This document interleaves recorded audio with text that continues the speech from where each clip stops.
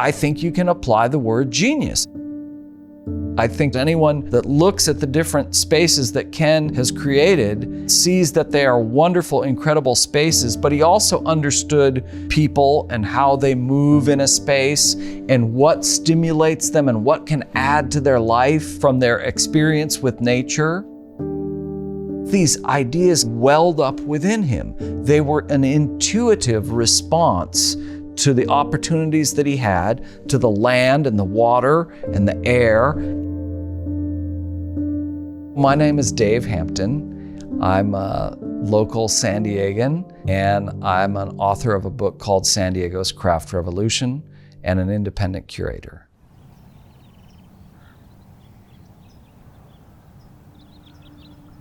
Dr. and Mrs. Joe Bailey are responsible for the Bailey House, which is northeast of San Diego in the sort of back country. He bought raw land in 1972. Eventually, he and Barbara Bailey together decided to work with Ken Kellogg. Ken had a lot of appeal because he's one of the few native-born San Diegans to develop a practice here that was informed by mid-century modern ideas. Ken also had a handcraft element to his work and a sculptural element to his work. Ken Kellogg's architecture had a kind of a roughness and a kind of a sun and surf sensibility, that there was something about his growing up next to the Pacific Ocean, but also having the mountains just 10 or 20 minutes away, that helped him to come up with his own signature organic architecture. So Steve Bailey and I are at the front door of his family home, the Bailey House. And the door is an important feature of the artist John Vugren. John Vugren also worked with Ken on the Kellogg Doolittle house. It's on a pin system. It's a custom door. A locksmith guy just came out to help us with stuff 2 weeks ago, and he was like, this is all commercial hardware. It's super rare. And you can see how the door is built out sculpturally, so it's dimensional with this curve, and it's built using laminated individual strips of wood. The client started out wanting a functional ranch house that the owner could build himself with their ranch hands. But what Ken is inspired to come up with is a really wild, wonderful, complicated design. Mr. Bailey apparently took this on as a challenge and built the house himself with helpers, with ranch hands, and a number of different carpenters, most of whom were referred by Ken. And they do Ken's designs perfectly, but the house took a really long time to build. The rock, when you see the rock work in this house, it's just amazing. And it was quarried on the site from down below this hilltop. I think my dad spent a lot of time running the cement mixer for this, because he said he lost a lot of his hearing. It's like layer by layer, stack by stack of all these rocks. Just inside the front door is a key kind of junction of the whole house, where its two wings meet up. There's a gap between them that you walk into. One side has a bedroom, the other side has the living areas, the kitchen and the living room and the fireplace and so forth. What I see a lot in the Bailey house is a maturation and a kind of a controlling of this language that Ken had developed in many, many other houses. So he's got the circular spaces, he's got the stonework, he's got the dramatic dynamic curves of the roof and the balconies, he's got all the glass, he's got all these handmade elements. One of the qualities of Kellogg's version of organic architecture is a deliberate blurring of the conventional division between the exterior and the interior. And so the idea that you have your finished interior cabinetry penetrating the exterior space is unusual and blurs that distinction between interior and exterior. But it's a little bit of a struggle because part of it's outside and getting hit by the elements. It's very difficult to maintain outside. It gets slammed by rain, wind, heat. We sand and restain it at least every year. A couple of things about the kitchen that I think are noteworthy are that it's really the center point for all of the structure of the house that you see. And here is where all these massive laminated beams supported on the utility poles, they all come together in this space. If you're out in this room, all these points above you lead you here, and then it's echoed by the built-in table. Other feature that comes to mind with this kitchen is the skylight. It's pretty rad. My brother and I rode our skateboards in this thing when it was standing up vertically and delivered out on the garage. That was a cool memory that I have of the house, definitely.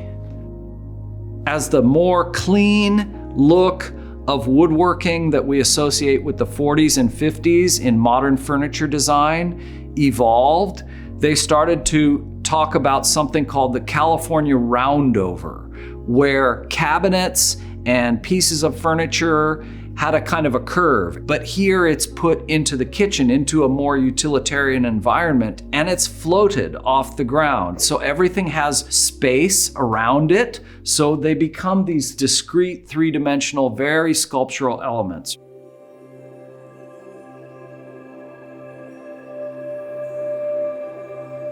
There's this idea that's associated with Frank Lloyd Wright, the idea of a big, hearty fireplace being the center of the home. And what you see from Ken throughout his career is a development of this fireplace as a key attraction and sculptural element, a kind of a focal point of the living room. But he's also highlighting the sculptural form. There are gaps all around the shape of the fireplace so that it's completely freestanding. The glass pierces the rock and the fireplace goes outside and inside at the same time, and it has these wonderful floating hearth of cast concrete. It's a way of distinguishing one material, one surface from another. So this big mass that you see with this geometry to it in plan view continues down into the floor beneath us, creating these warm walls for 2 bedrooms downstairs. The house is really integrated to the mountaintop site. Part of it is subterranean, it's down in the earth itself. And so it's a perfect example of a house that grows of the hill. You also feel, at least I feel a little bit, like I'm looking out the opening of a cave. So even though the glass and the windows are high, he also does this thing of creating a line that gives you a sense of a lowering of the space. He's really called attention to it with giving it a different stain, a contrasting stain. This is such a cliche, but it is like being inside a sculpture. This is the primary bedroom. This wing has a lot of same elements that the other wing does. It has its own fireplace, but also it has the same sort of gap in the ceiling that leads your eye to the central skylight or oculus. And beneath the skylight is another round enclosure where there's a dressing area, closets, bathroom, etc. The headboard and the built-in night tables and shelving is something that shows Ken's preference for woodworkers to be able to design these very aesthetically pleasing elements. He talked about a kind of an honesty in use of materials. And so here he's showing you exactly how it's constructed and taking the construction process and the structure itself, all the elements, and going, this is an element that I want you to see of how everything is put together. And wherever you see them, they create a kind of visual rhythm that creates another part of the visual experience. Ken really thought that people should use glass in a much more free way. And I think that Ken would use the glass in a joyful way to create a lively momentum and visual lines, but it also served to separate every single structural element that you see. And you get this fascination with the free interpenetration of interior and exterior space that the glass allows for.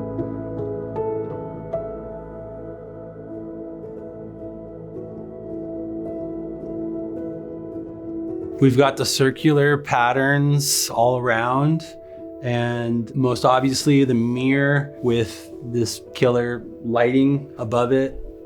When you walk in and you shift around, it does kind of an optical, interesting play where there's another door and it's like, is it all cabinets? Is it a one-way entrance? No, it's two. It's kind of neat. This relates to the bathroom design in the Doolittle house, where John Vugren did a very elaborate version of this very same central structure. One of the kind of neat things about Kellogg is that although he really cherished this idea of taking every client, every job, every site, and allowing it to dictate a brand new approach, he still had a sort of familiar bag of tricks that he would pull out.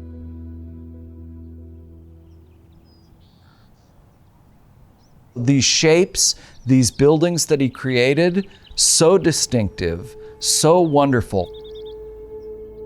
If he was taking in the information of what other architects built, he took it in at a kind of peripheral level and he mixed it up and he created something super unique and wonderful. That's how I think he was a true artist, because that stuff seemed to have come intuitively.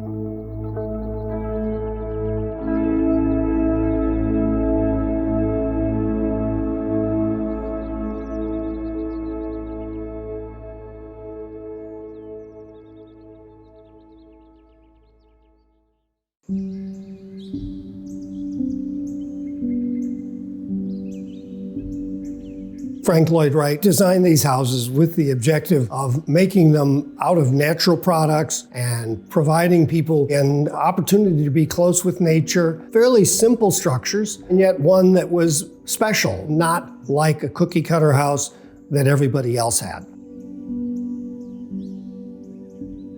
My name's Brian Renz. My family and I are owners of the Frank Lloyd Wright, Bertha, and Saul Friedman House, also known as Toy Hill, here in a community called Usonia, which is part of Pleasantville, New York. Usonia as a community started way back in the 40s when two architects in the city decided to be interested in a cooperative community. Frank Lloyd Wright assisted in this. He helped lay out the roads. He helped lay out plans for the properties. We've had the opportunity to meet the Friedman family, and as a matter of fact, we even have a video. It showed this house being built and other neighborhood houses, including Frank Lloyd Wright being present and active on the site. Not aware that this video's ever been published before, so getting the opportunity to see it and keep it was a tremendous gift from the Friedman boys. The New Yorkers who were interested in the project were largely people from the city, so it was people both from Manhattan and from Brooklyn in particular. Because of the peculiar nature of the community and the fact that it had the cooperative ownership, it was a very novel concept at the time. People in the surrounding community are said to have referred to it, instead of Usonia, that they referred to it as Insania. Some aspects of Wright's plan for Usonia didn't end up happening just the way he expected, but there's no question that his interests and activity here live on with the current residents in Usonia. The first thing you'll notice as we walk up to the house is this most unusual carport. It's said that Frank Lloyd Wright was the first person to put car and port together, something he did throughout the country. His homes rarely had garages. This particular carport is most unique. It's a single pillar of concrete with a 20-sided polygon of concrete that some people have described as a mushroom. The experts on Wright will suggest that he probably thought of it as more of a tree. Other people look at it and see a concrete spaceship.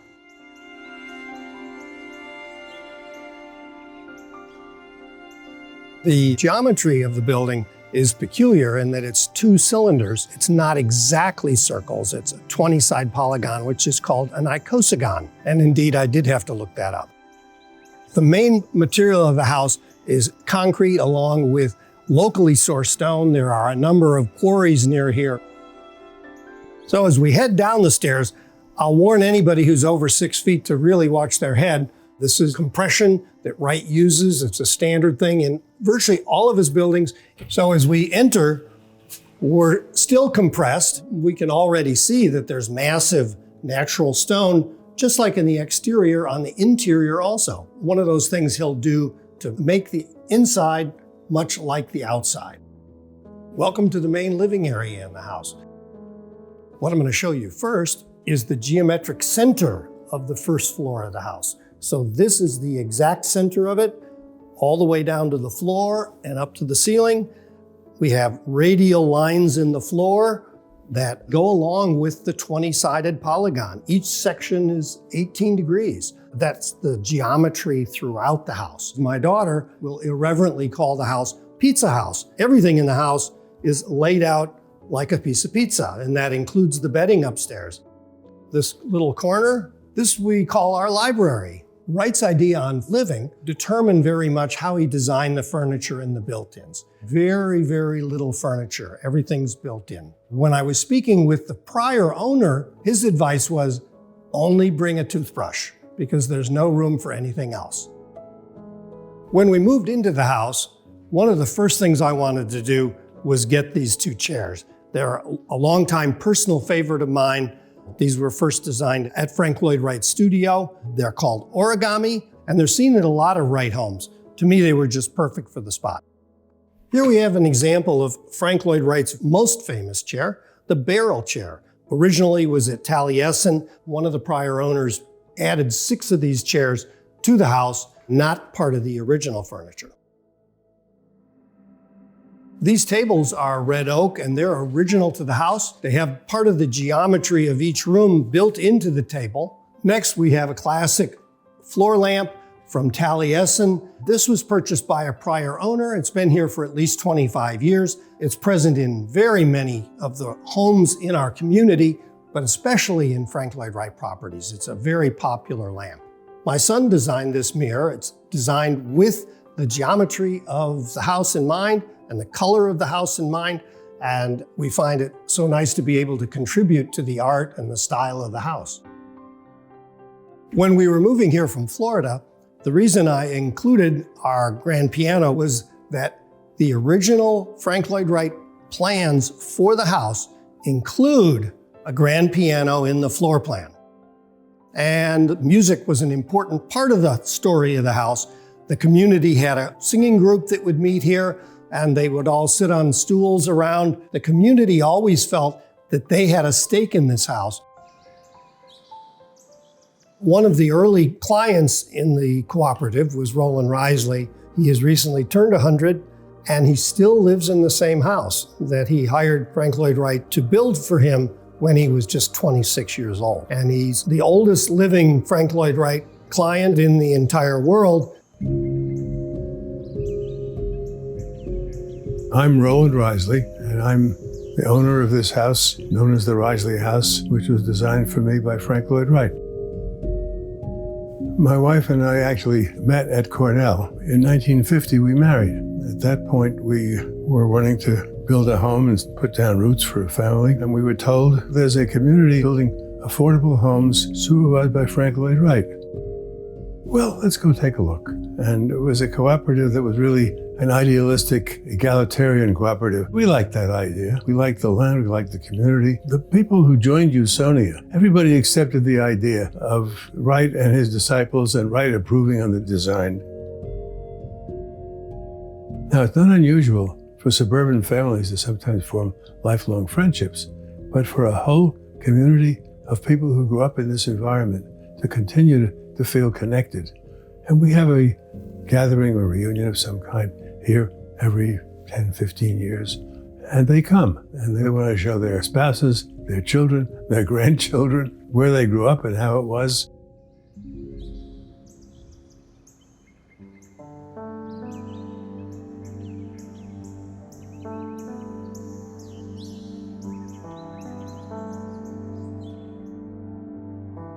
Heading back to the center of the room, we have this very unusual built-in concrete table. It's built into the foundation of the house. It's surrounded by the original ottomans and stools with a very comfy area for seating. Again, this is the geometric center of the house, and the wooden tables across the room can actually attach to this, where you can end up with seating for a banquet of 20 or more people. Heading back toward the kitchen, I'll point out that Frank Lloyd Wright wouldn't call this a kitchen. He would always call this workspace. So it's an area that wasn't meant for socialization. Normally now, the kitchen is part of the center of the house as far as socializing also. Almost all of the area here in the workspace is original. We have original cabinetry. Notice the peculiar shape of the cabinets. The peculiar shape of the cabinets is largely due to the fact that the walls are not vertical, they're not straight. So because of the walls being slanted, the cabinets also have a slant built into both sides to make them symmetric. One peculiar result of that is that on opening the cabinet doors, one needs to be careful because it will hit you in the face. To show you the second floor, we need to go up Frank Lloyd Wright's circular stairway. One of the key things here is always having a hold of the handrail. They do look a little bit dangerous. Welcome to the second floor. Here at the top of the stairs, there's a couple of interesting things. We have 3 vent holes that are very strange. They're at the top of each of the 3 bedrooms. They provide ventilation to be able to flow through, but they're one of the sources of one of the big problems in the house when we have guests. I always have to warn the guests that there are no secrets here because you can hear everything. Welcome to the second floor loft. Wright called this play space, and this is a favorite place for our granddaughter. So again, Wright named this play space, and that's how we use it. It's a natural place for the family to get together in the evening, listen to music, watch TV, play a game. So it really works out quite nicely as Wright had laid it out. Here on the second floor loft, you have perhaps the best view of the outside of the house, and you have a very dramatic view of the inside of the house. The beam here is actually structurally very important. It goes through both sides of the chimney. It supports the roof on this whole half of the house. Remember, the edge of the roof here, like in the rest of the house, is concrete, so it's quite heavy. Be very difficult to support it with a wooden frame. So it's supported by this massive steel girder. As we head back to the primary bedroom, compared to a typical suburban home, it is quite small, but you have to remember everything is built in. The double dresser is of particular interest because of some of the special things the cabinet maker had to think of. Notice the scroll cutting along the edge of the natural stone. The shape of the cabinet is an irregular piece of pizza, and all of the drawers have to be custom made to shape to fit that. Here's an example of that. So it's not rectangular, it's not square, and it would be something that they would definitely have to pay a lot of attention to.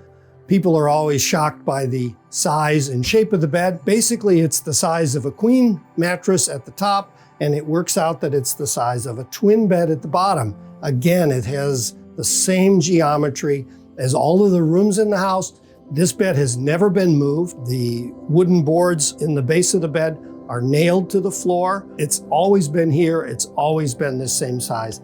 And surprisingly, it works. When quizzed about this, Wright would respond, everyone he ever knew was wider at their shoulders than at their feet. So he didn't think it was a problem, but he didn't choose to have a bed like this himself. Most people, when you ask me anything about Frank Lloyd Wright, oh yeah, well, not a very nice guy, arrogant, egocentric, his houses cost too much, left his wife and 5 children, ran over with the wife of a client, his roofs leaked. So after a conversation with Mr. Wright and some correspondence, he sent us a set of preliminary drawings. And my wife looked and said, but look, there's no broom closet. And we told him we have a lot of books. He didn't provide the book space. And I decided I'll go down and see him. What ensued was a very, very good relationship. And Frank Lloyd Wright, in fact, became a mentor and ultimately a friend. He said, I'll redesign your house as many times as I have to until I've satisfied all of your needs. And that's exactly what happened. The relationship that I describe was seen as very unusual. Even clients with whom we got along perfectly well had issues with him. I didn't.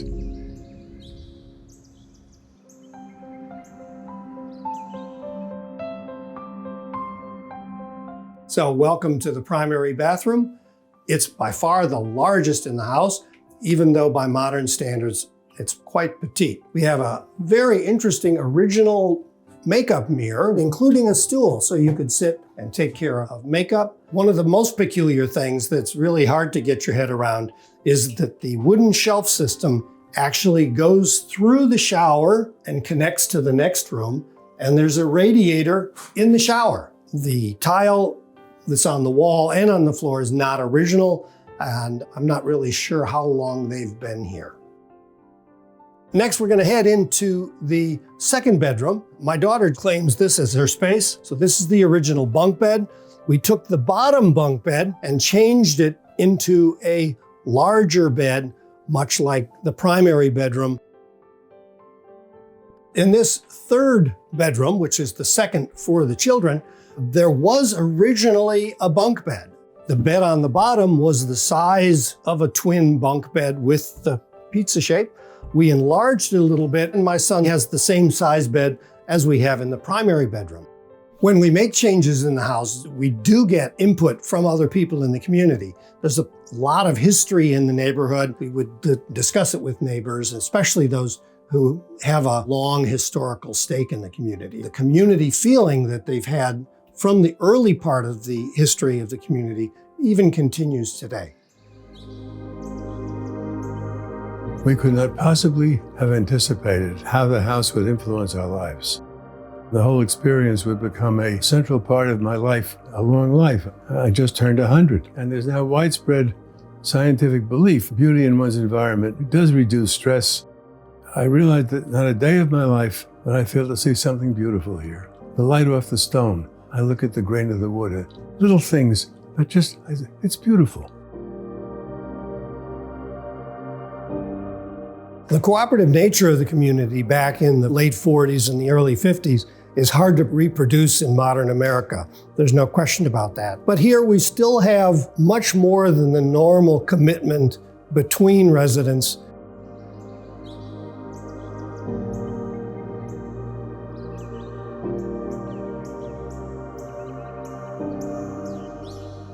For about 10 years, I've been doing architecture tours of Frank Lloyd Wright buildings at Florida Southern College. I found looking at his architecture every day and explaining it to people to be a tremendous inspiration.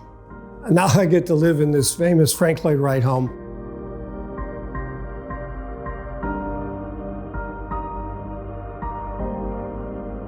From a personal perspective, we've had a lot of interesting experiences. There are lessons to learn, but we've enjoyed it a lot.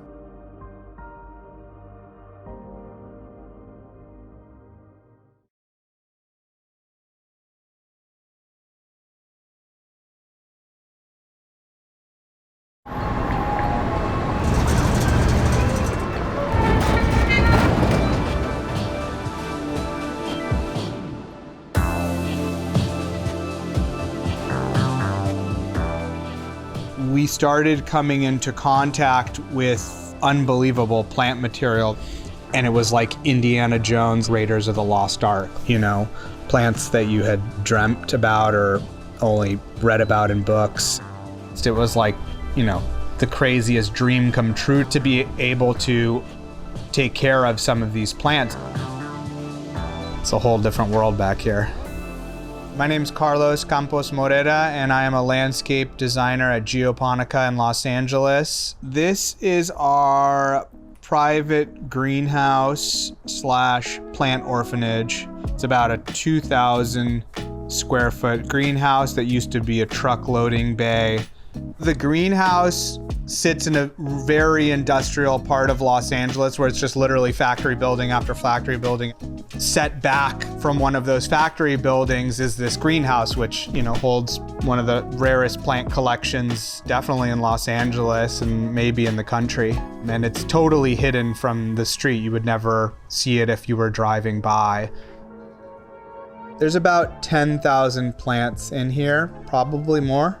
It's so expensive to maintain, it's ridiculous. I mean, our accountant has like a meeting with us once a month, and every single meeting brings up the question of why the fuck do we have this space and how can we make it make money? I mean, and people who walk in here are like, so these are for sale? And we're like, no.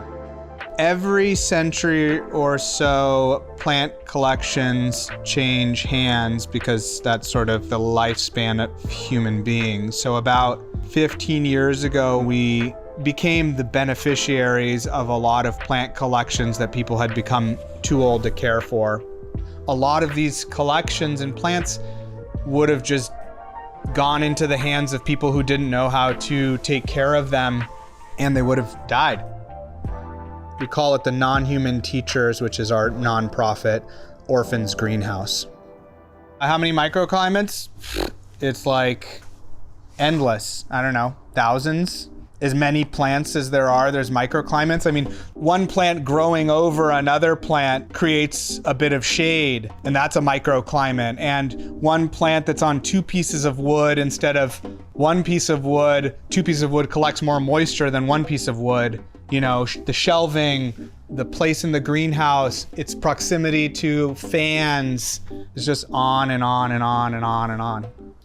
Here are some of our most poisonous plants, one of which is Euphorbia abdelkuri, which is from Abdelkuri Island, a small island off the coast of Somalia. You can no longer get to this island where it grows because the waters are infested with Somali pirates. Only a handful of botanists have been to that island to study this plant, one of which was our late friend, John Lavranos, who brought back 2 cuttings in the 70s. He got to the island by impersonating a British naval officer. And everything that you now see in existence comes from his original 2 cuttings. A friend of ours was propagating some of this plant in his greenhouse and got a small speck of it on his stomach. Said he was driving home and pulled up his shirt, and there was like a giant black circle with a hole in the center on his stomach from where the sap had sprayed out. You look at the color of that sap and you're like, that will kill me. It's like the gnarliest neon alien green. And if you went to a hospital and you were like, oh, I got Euphorbia abdelkuri sap on me, I mean, no one would know what to do. This cactus is, I'd say, the rarest plant in this greenhouse, and it's unimpressive at first glance, but I'd say it's priceless. Its habitat is about 10 by 10 feet in the middle of nowhere in Peru in a sand dune. The closest thing next to its habitat is a chicken farm. We had thought it was potentially this plant, but we couldn't ID it. There was no tag, there was nothing that came along with it. And one day, maybe 2 years later, after having the plant in the greenhouse, we turned around the original cutting of this plant and there was 3 chicken feathers stuck to it. So that's the way we ID'd it. Some people think that there is no genetic diversity in this plant. It is a single individual that just produces offsets in habitat. So ostensibly, it is the only one of its kind on Earth. I've been stabbed by a cactus about 150,000 times. I have 3 in the back of my calf that have been there for probably 11 years now. At first, they'd send like electric shocks up my leg. You can still feel them from the outside of the skin, but it's just become a part of me. This is one of the driest, second hottest areas in the greenhouse. Its natural orientation tended to be the one that was the hottest and the driest. So we're both creating microclimates inadvertently or on purpose, and then responding to what actually just exists naturally here. These are two crazy plants. Welwitschia mirabilis. They're some of the oldest plants on Earth. They can grow to be estimated 2,000 to 3,000 years old. They're from Namibia and they're from Angola. We're stacking old sewer pipes on top of each other to keep up with its root growth, because in habitat they have a tap root that goes down to a water table that nothing else can reach. And to have a female in a collection is incredibly rare. You know, they take 80 years or something to find out whether they're a male or a female, and everyone that has one has a male. So about 2 years ago we found out this was a female, and so now we can start producing seed between these two.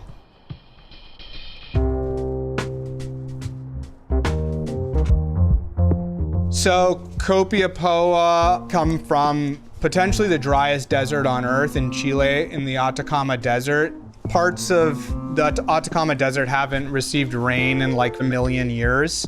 It's where NASA did most of its testing for Mars rover, because the habitat so closely emulates Mars. This individual could probably be somewhere between 250 and 300 years old. In habitat, it could be up to 500 years old. They are only watered by a coastal fog that comes into Chile from Antarctica, comes over the mountains, and blankets the desert for a few hours in a thick fog, and the fog lands on its spines and drips down to its root system. This is the hottest place in the greenhouse. It's a transitional space for plants that need the hottest temperatures at their growing times during the year. So we'll cycle things in and out of here. In the summer, it's insanely hot. It gets about 130 degrees. So it's like an insulated box inside of an already hot location. And so it's a fucking oven is basically what it is. These are all pachypodiums, which need incredible heat and hate the cold. I think that we probably lose like 20% of this collection every year, and it's not even that cold in LA. And so they're the happiest at 120, 130 degrees here during the summer. And this is just like a good spot to observe everything from above. I don't talk to the plants, but I don't look down on people who do. To each their own, you know? I think the music that I play, they enjoy. They got their own thing going. I mean, if you come in here at like 11 o'clock at night and the lights are off, like the vibe is strong. I mean, it's palpable. There is never like a state of perfection. There's always this fluctuation of issues arising. But it's a feeling of being outnumbered in a really great way. You know, there's only one of me, and there's thousands and thousands of these other incredibly special beings that are beautiful and smart and interesting and come from all these crazy places. So it's an ego killer. It makes you feel small and lame. This is Cyphostemma jute, which is a large caudiciform succulent. So this is all water inside here, and these also grow in Africa, and they are part of the grape family, actually. And so they grow these giant blue leaves with the most unbelievably translucent pink grapes that suspend off the top of them. If you were stranded in a desert, you'd go and eat one of those grapes, but they actually are also a neurotoxin and horrifically poisonous. I feel like maybe some of these plants, because a lot of them are incredible survivors, somehow they've transmitted this desire to us of wanting to collect them and to propagate them and have them make seed and then make more of them to continue their species. But either way, we are the guardians of them. It's an incredible fucking bone-crushing weight on your shoulders to keep all of them alive, to keep all of them happy.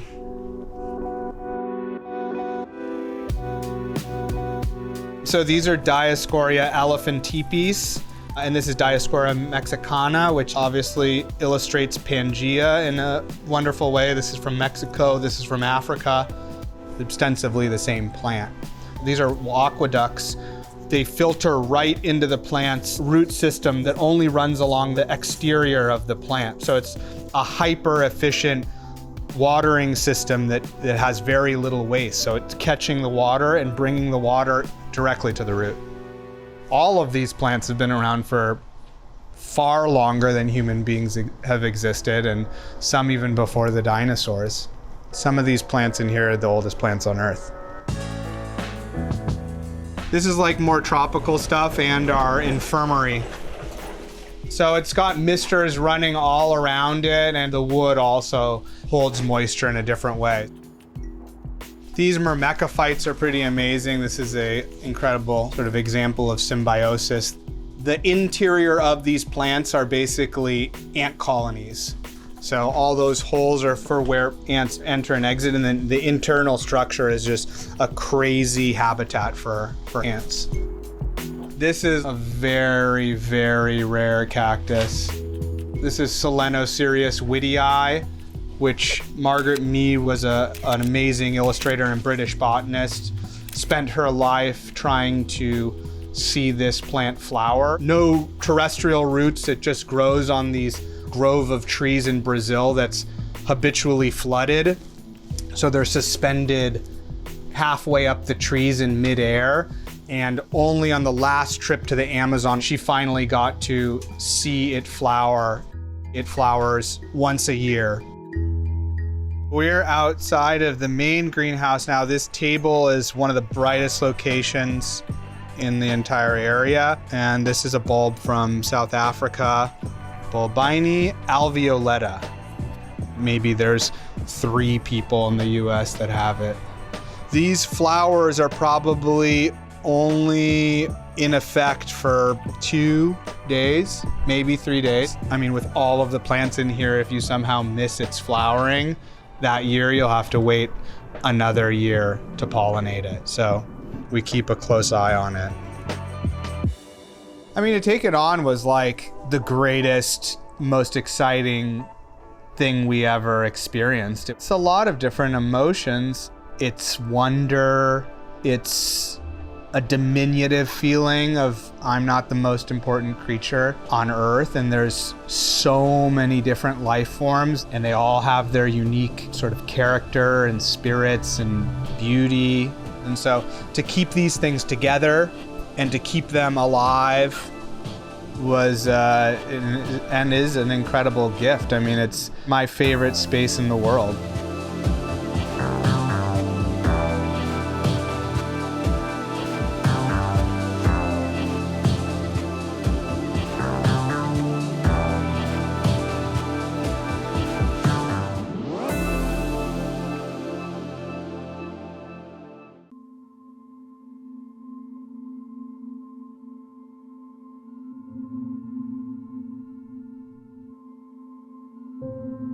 Imaginen que están dentro del vientre materno, en un lugar muy abrigador, en penumbras, sin ruidos, y de repente, ¡puf!, salimos a un nuevo espacio, ¿no? Lo primero que sentimos son los fotones del hospital que nos molestan a los ojos. Empezamos a oír una serie de ruidos de los instrumentos médicos.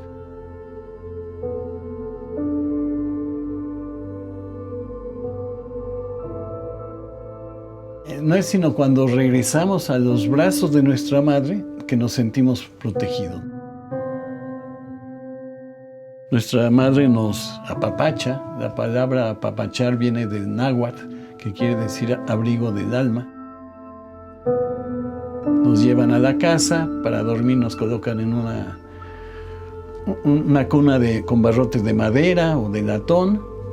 Posteriormente nos llevan al corralito. ¿Qué es lo que pasa? Que el niño, desde que nace, va pasando de caja en caja durante toda su vida, hasta que se muere y que se le coloca en otra caja. Entonces, aquí mucho del objetivo fue hacer espacios adaptados al ser humano. Pues la línea recta no existe casi en la naturaleza, todo gira en espiral. O sea, el horizonte es curvo, la gravedad con el movimiento se curvea. El microcosmos Y las grandes galaxias pues también giran en espiral. Y con el tiempo pues cada vez tendemos a eso, ¿no? Porque va a haber más tendencia hacia lo natural y hacia lo humano, ¿no?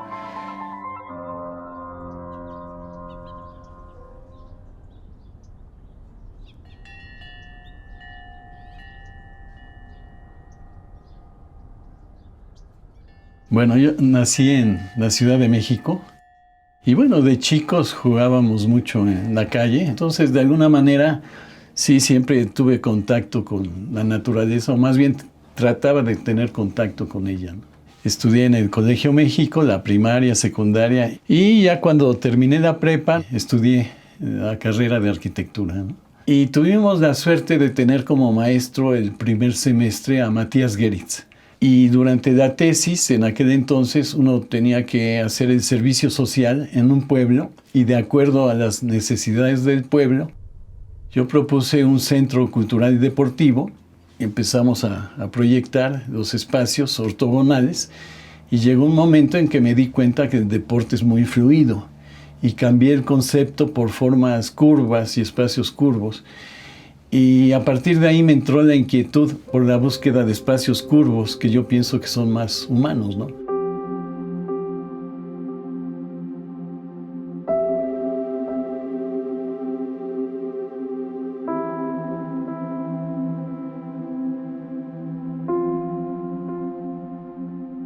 Nosotros aquí vivimos 25 años.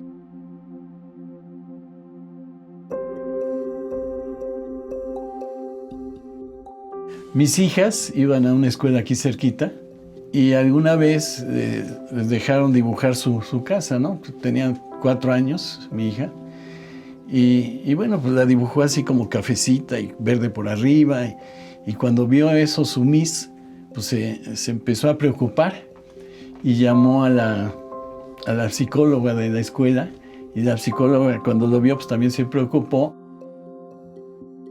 Mi esposa llegó a la escuela y le dijeron que pues, estaban preocupados por cómo dibujaba su casa, ¿no? Entonces ya le explicó que lo que pasa es que su esposo es arquitecto y pues, vivía en una casa bajo tierra, etc., ¿no? Nosotros trabajamos con un bosquejo como fue este y casi paralelamente hicimos una maqueta viendo la volumetría exterior y otra maqueta viendo los espacios interiores. Y este como embrión, que son 2 volúmenes, pero queda como un patio exterior, pues nos lo dio la construcción, ¿no?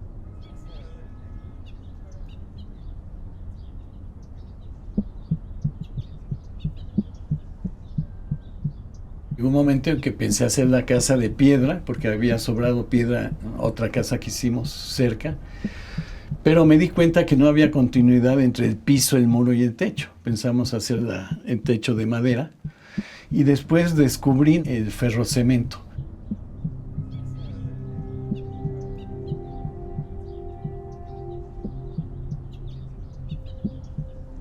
El ferrocemento es un sistema constructivo que consiste en un esqueleto de varilla. Son varillas generalmente de 1 centímetro de diámetro. Se ponen a cuadro cada 10 centímetros y posteriormente se coloca una malla de gallinero en el exterior y otra en el interior. Se teja, se tensa y después se le aplica el mortero, que es cemento, arena, no lleva grava, no es concreto, es mortero. Se le aplica con guantes con la mano y hasta dar 4 centímetros de espesor.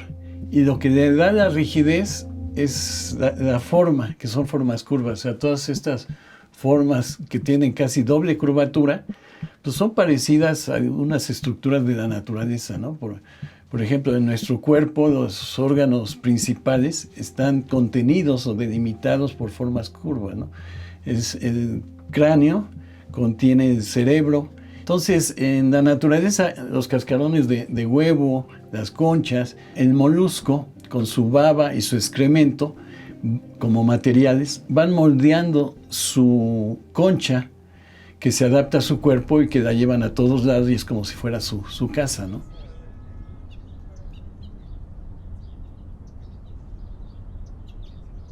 La primera parte de la casa, la orgánica, pues la casa está semienterrada, sería medio ilógico ponerla de azul, ¿no? Parecería que estaría dentro del mar, etc. Entonces fue un color como beige, color tierra. De ahí nace la idea, y que sea continua, ¿no? Entonces uno va bajando por el caracol y llega a una bifurcación. Hacia la derecha queda el espacio de la sala, comedor y cocina.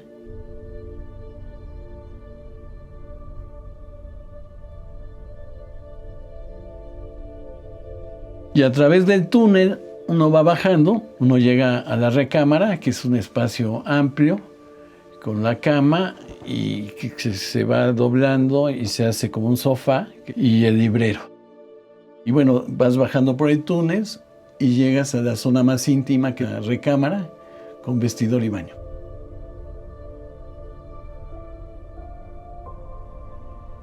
Y son unos nichos para guardar la ropa, una tina con una piedra azul, malaquita, muy de México. Después se hizo una ampliación porque cuando nos casamos pues no teníamos niños, ya llegó la primera niña, luego vino la segunda y se hizo esta ampliación que le llamamos el tiburón.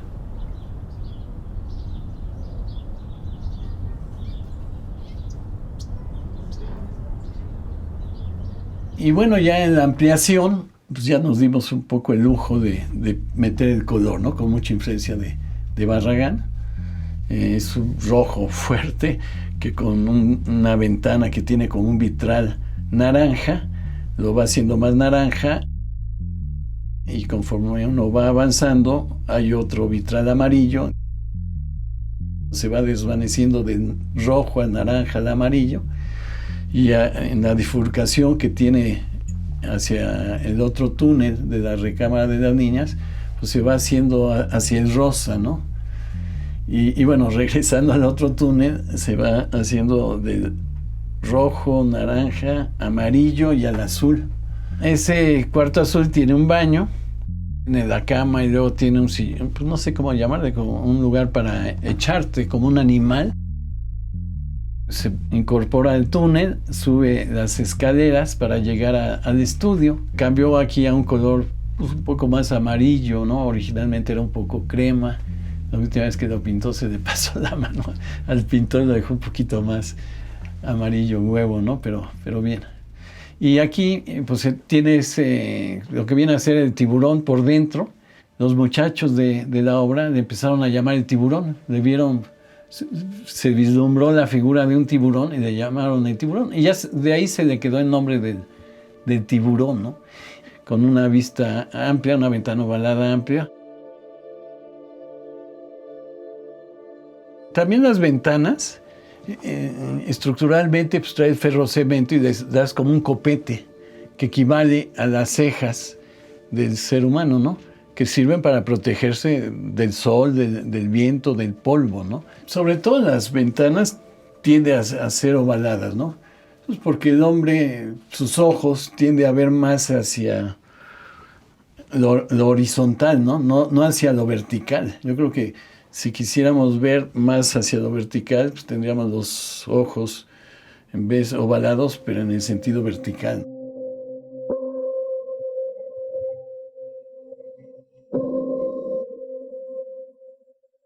En parte de la casa, cuando empezamos a pensar sobre los espacios, y nos lo imaginábamos un poco como en la época primitiva, ¿no? Cómo el hombre se metía a las cuevas, pero que tampoco tiene muchas necesidades como las tenemos actualmente con la globalización y con el consumismo.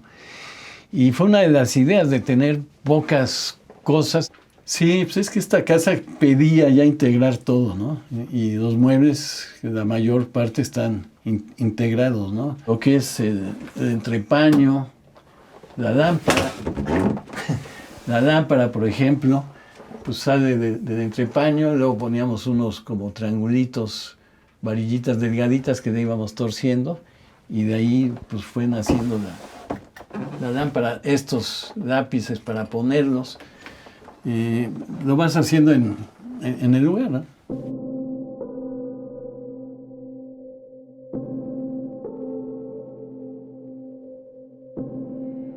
Yo recuerdo hace más de 25 años, en alguna plática que di, al final me preguntaron hacia dónde iba la arquitectura, ¿no? Y yo les comenté que se vislumbraba una tendencia hacia lo natural y hacia lo humano, ¿no? Hacia la naturaleza, porque en los últimos 50 años se ha destruido más que los 50,000 años anteriores. Y hacia lo humano, pues porque muchas veces la arquitectura se ve en algunos aspectos casi como un ritual de permisos, que cumpla con reglamentos y que el financiamiento, etcétera, ¿no? Y se va perdiendo al hombre, que es lo más importante, ¿no? Y bueno, pasó el tiempo y sí creo que cada vez necesitamos tener más contacto con la naturaleza, ¿no? El hombre, al final de cuentas, es parte de la naturaleza.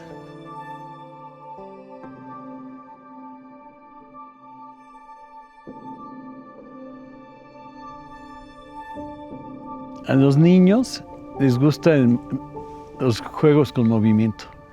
Les gusta el movimiento suave del columpio, el movimiento del sub y baja, el movimiento del volantín, y ya más grandes como ustedes, les gusta el movimiento de la montaña rusa. A mí, el movimiento de la montaña rusa ya no me gusta. A mí me gusta la hamaca. Me gusta el movimiento suave de la hamaca, pero sobre todo que se adapta al cuerpo de uno. El espacio natural del hombre es curvo, igual que el de los animales.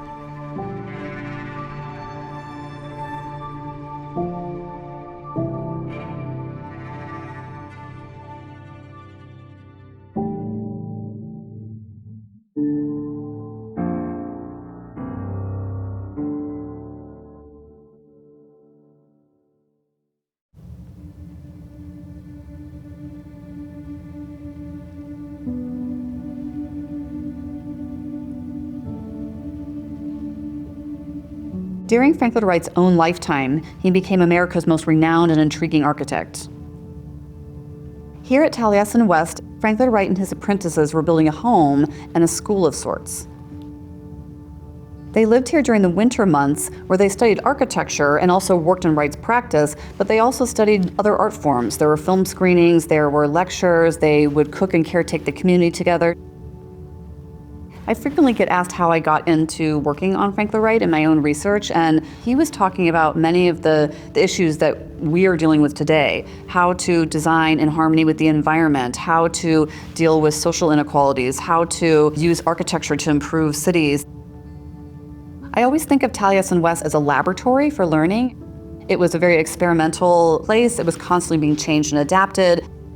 This makes Taliesin West a particularly compelling place to come and engage with Wright's ideas and theories and try to think more about the questions he's asking, the experiments he's doing, how we can apply them today, and really dig into some of these areas of his practice that could use more thought.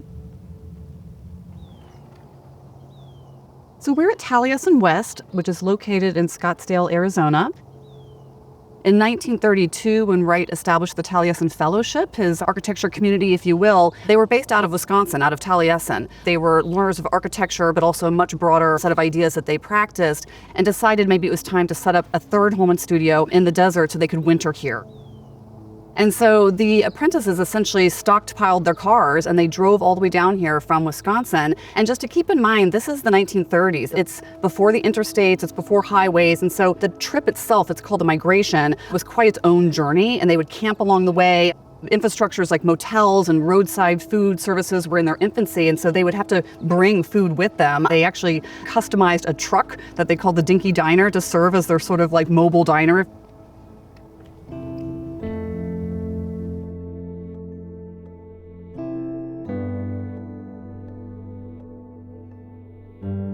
Interestingly, in terms of architecture and photography, it's quite hard to grasp Taliesin West with just an image.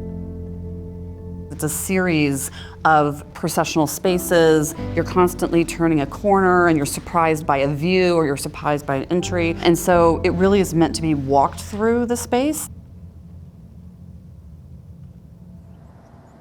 We're standing on what's called the prow of Taliesin West. When Wright and the apprentices came out here, there was no money or any materials to build Taliesin West. So the entire property was constructed and designed by Wright and by the apprentices. One of Wright's core architectural principles was that architecture should really relate strongly to its surrounding landscape and to nature. And so you might notice that many of the sloped roofs, they're almost at the same angle as the mountains. And the color of the wooden beams that hold the roofs up, during the sunsets, it literally is almost the same color as the mountains. All of Taliesin West is constructed of what Wright called desert masonry. So we had the apprentices just gather these materials from the site. They used wood to build formwork. They wired the rocks in some cases or just placed them against the formwork. Then he would use a little bit of Portland cement, which he had to purchase, aggregate and water from the site again, and just poured concrete into here, let it harden, and then you take off the wood and you've got these structural walls. One of Wright's theories concerns the nature of materials, and so letting the rocks really just be here as rocks, oftentimes they even protrude a bit here. He allows them to be the material that they are instead of trying to, let's say, even them out or chisel them down. And so this is, again, part of his theory of organic architecture, is respecting the nature of materials and working with them rather than against them.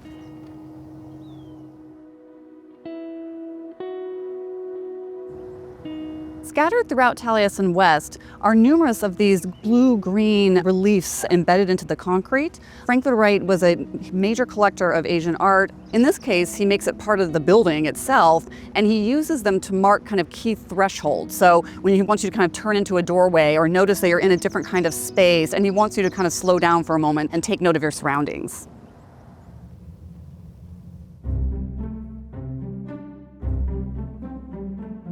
So walking around Taliesin West, you can see many examples of Wright's interest in Asian art, and even the architecture, while it might not look Japanese, the processional route, the way it's integrated into the landscape and nature, these are things he's pulling from his experiences in Japan. But his first introduction to all this goes much for decades before he's in Arizona building Taliesin West. At the 1893 Chicago World's Fair, we know that he saw the Hohoden. He writes about this in his autobiography, and this was a Japanese temple, if you will, that was constructed by Japanese craftsmen. And Wright's not alone in being interested in Japanese culture in the late 19th century. It's kind of a widespread interest among many intellectuals and artists and thinkers. It has to do with the opening of Japan that had happened earlier to Western trade. And so suddenly there was the opportunity for people to look at Japanese artwork, for example, and buy Japanese goods. I think it's interesting to note that Wright's first trip abroad is to Japan. This is in 1905. At this point, he had become kind of a known woodblock print collector. He was working on behalf of gallery owners in different cities. So he's there to do that, but he of course also goes to see the architecture. And this is a bit unusual. An American architect at this time would typically go to Europe, and they would do the Grand Tour, it was called. So you would want to go see the antique monuments of the Western architectural tradition, and he doesn't do that. He goes to Japan instead. He ultimately would end up building a very important hotel commission, the Imperial Hotel in Tokyo, along with a school and some houses.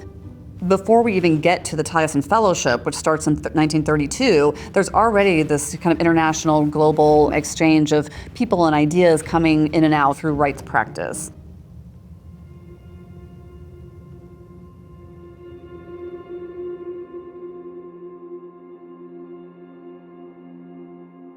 We're now entering what's called the garden room, and this was Wright and Olgivanna Wright's private living space. But they also used it quite a bit for the fellowship. You can see that I'm standing in a pretty tight, compressed space. You often will have a space that's narrow and kind of confined and maybe a little dark to sort of almost make you uncomfortable. And it kind of pushes you through into the main space, which is typically very open and bright. And so that set of tensions and kind of contradictions, it's one of his key techniques in architecture. Musical performances would happen here, lectures. These community gatherings were a very important part of the fellowship. The fellowship was a very unorthodox school, if you will, and Wright would have really hesitated to even call it a school. He was very critical of formal education. He writes frequently about it. The fellowship, people were learning here, but it was not following those kind of standard guidelines. And so you came and you lived at Taliesin and Taliesin West, and you migrated between the two properties, and you learned on the job, essentially, by doing architecture with Frank Lloyd Wright. It wasn't just design, you were also responsible for the caretaking of the community. So cooking was part of the lifestyle, cleaning was part of the lifestyle, choir practice, music. So it's more helpful, I think, to think of it as a community than to think of it as a school. As we move further into the garden room, it's a wonderful place to talk about the roofing system of the garden room, but also the drafting studio and Wright's office. They share a similar roofing system. The original roofing system were canvas panels.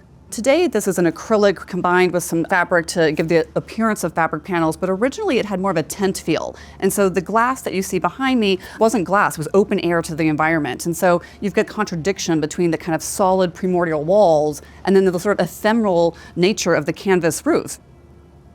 The garden room, like all the spaces at Taliesin West, underwent numerous changes and adaptations over the years. Again, Wright and his wife are living here. And even after Wright died in 1959, Olga Vanya continued to live here and run the fellowship for many decades. Currently, we have it restored back to how it was in the 1950s during Wright's lifetime.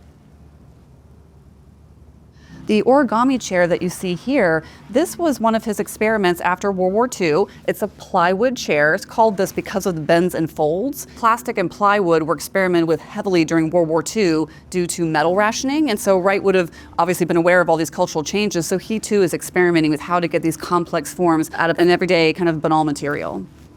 One of the key parts of this room is actually this corner over here. It might seem counterintuitive, but many of Wright's sort of beautiful theories and design elements come together in this corner. So up here you can see these square blocks, if you will, attached to the wood here. And what happens is when the sun comes in and hits that, it creates a dotted line. And Wright had a theory about every line in the desert is a dotted line. And what he's referring to is the kind of natural landscape around us, particularly the cactuses. So if you think of a cactus with all the needles coming out, it creates dotted lines and shadows. And so when the sun rakes it, it's light, dark, light, dark, light, dark. So that shadow play and that dotted line is something he's really trying to bring in to the architecture as well. Originally, there would not have been glass that you see here. It would have been open air. But since the wood continues both inside and outside, he's making that boundary condition ambiguous, right? Are we inside? Are we outside? Is it nature? Is it architecture?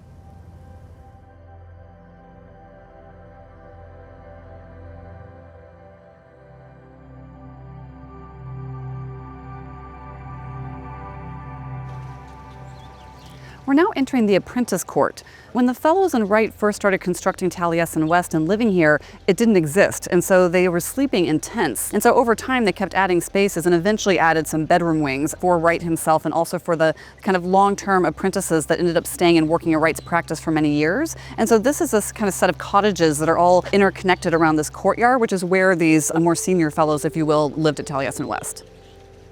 The sun cottage behind me is one of the earliest and one of the kind of larger ones, so we're going to take a look inside.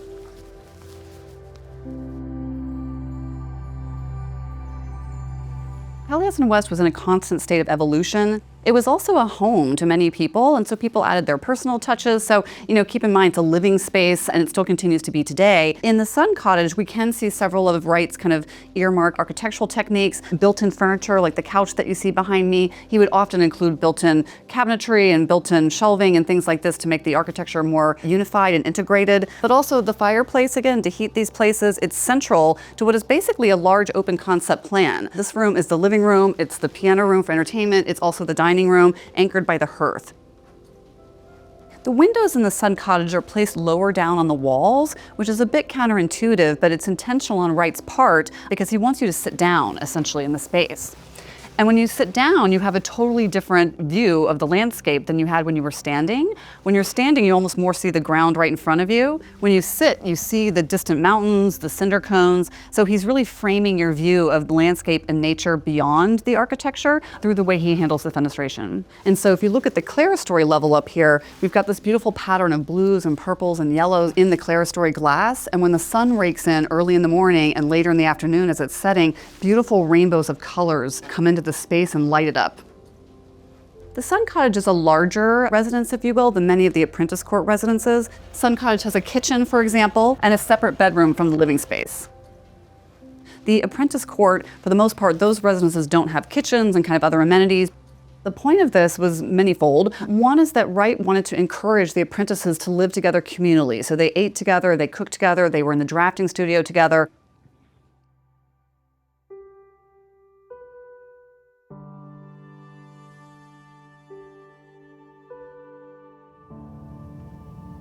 Wright is such a well-known, arguably famous architect. We might almost say he's the first Starchitect, being on television and on Time magazine, that as a result of that, there's a lot of mythologies that have kind of attached to him and a lot of stories that really deserve some unpacking and further scrutiny rather than keep repeating the same stories. We're now in the drafting studio of Taliesin West, which is really the kind of heart, if you will, or the core of the complex. This is the room where Wright and the apprentices worked on the drawings and designed the drawings.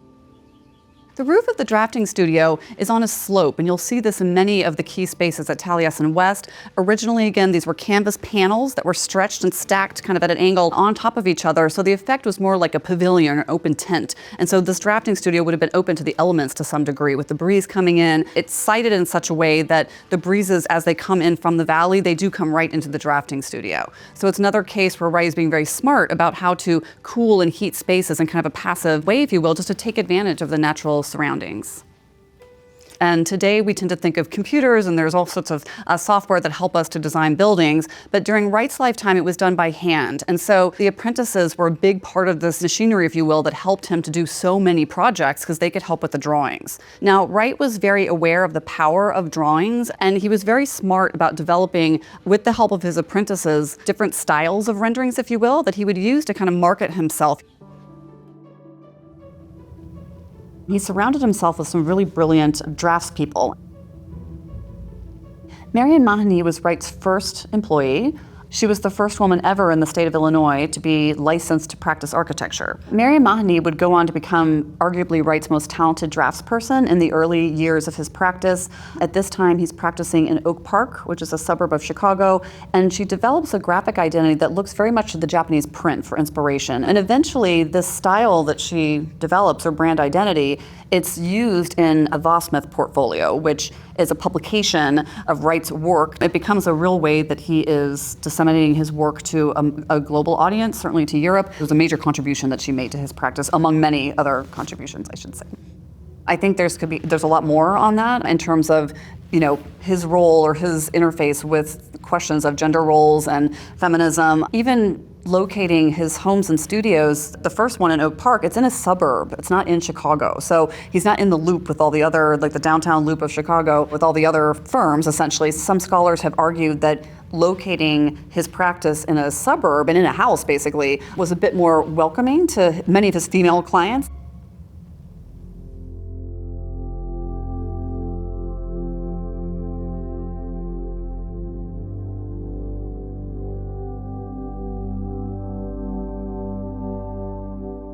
We're now entering Wright's office, and this would have been the first space that clients and visitors would have come to engage with him in terms of working together. In Wright's office, there's a large fireplace, and these appear throughout Taliesin West in all of the main spaces. Wright would use the fireplace, or the hearth as he called it, in many, many of his houses.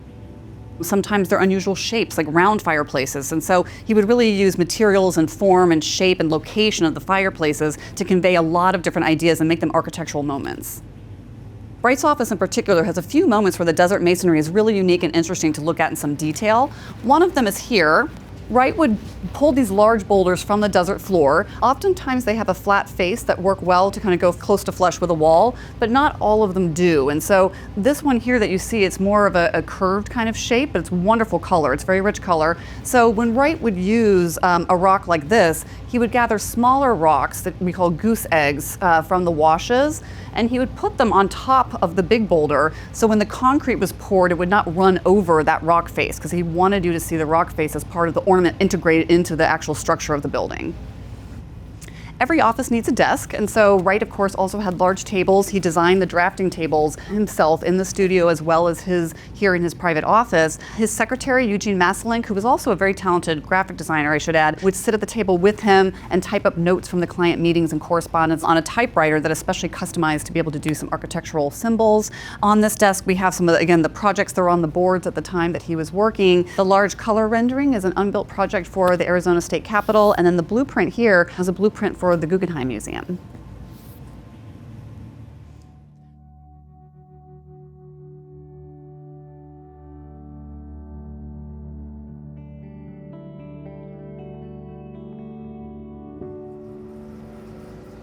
Now we're inside of the cabaret, and when you access this theater space, you enter through a long corridor. At the end of the corridor is a fireplace, and so in the evenings when the fire would be lit, you would be literally walking down this long hallway approaching a fireplace that's glowing like in the heart of a cave almost.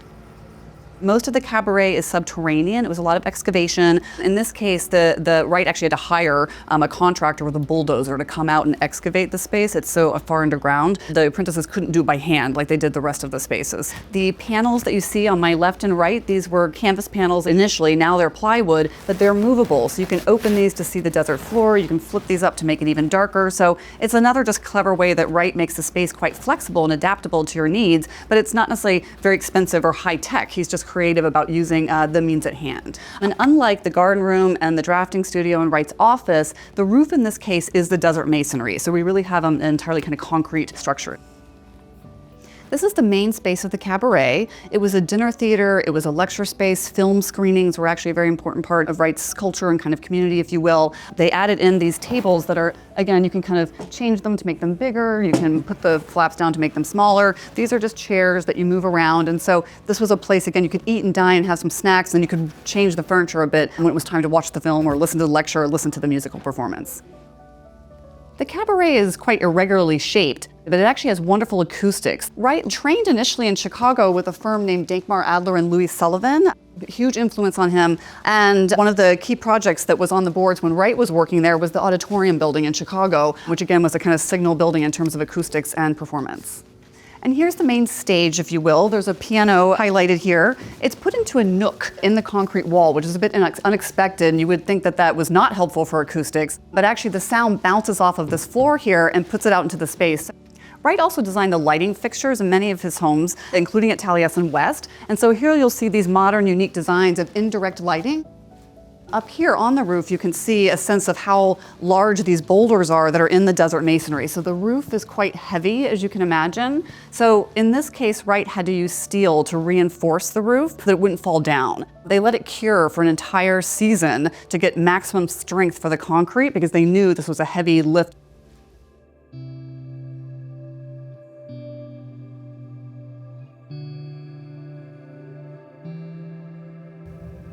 Personally, I think it's important not to put Wright on a pedestal or to hero worship him or to perpetuate the kind of grand myths, if you will. It's an important act to really go in there critically and try and understand both sides of what he's trying to do, to ask difficult questions and to get to some of the more meaty issues. He very much wanted to design beautiful buildings. We're all impacted by the buildings that we occupy, by the landscape around us. And so now today at the Frank Lloyd Wright Foundation, this is really our mission, is to advance Wright's legacy in terms of organic architecture, which is centered on concepts of, the open spaces we've talked about, respecting nature and respecting materials. That's where I think we find the substance of how we can use Wright as, a vehicle for thinking about contemporary issues.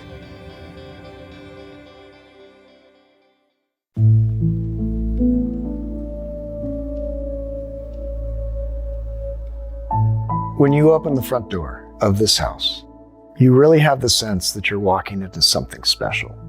It's almost like being a kid in a playhouse where everywhere you turn, there's something unexpected and something new. That is really a touchstone of my father's design, is making a livable space exciting for the people who live there.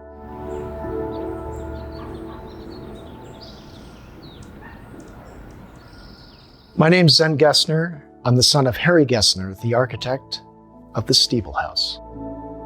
Sidney Steeple, Sid, he was a really great writer, and his wife Jan was a painter. My father met them in the most organic of ways. It was back in the late 50s. He had just finished a house called the Cole House, and Jan and Sid Steeple started driving around and they spotted the house from Sunset Boulevard. They looked up and they saw this huge A-frame roof, and Fred Cole, the owner, wasn't there.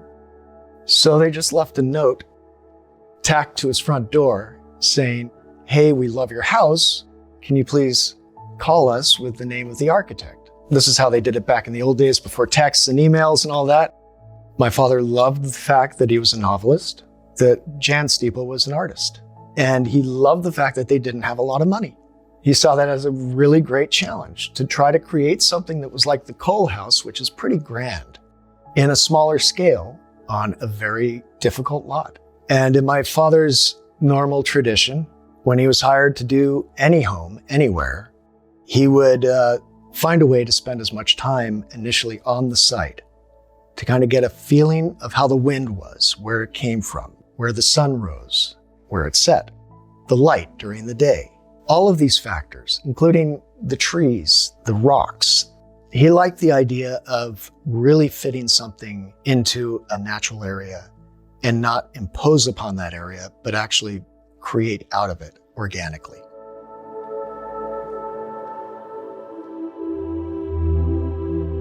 He came up here with his machete, and if you can imagine, it was probably full of weeds and full of bushes, but he cleared it out and then camped up here for about 6 days while he took his sketch pad and made renderings of what he would present to the Steebles as their home. He came up with the idea of making perpendicular A-frames. And this is a really good vantage to see this. You can see this gable on this side is one A-frame, and that is the second A-frame on the second floor. Both of these A-frames afford different views. So from the bedroom, you have this view of this mountainside here, and this A-frame on this side projects down Mandeville Canyon, and you really get this incredible treetop view.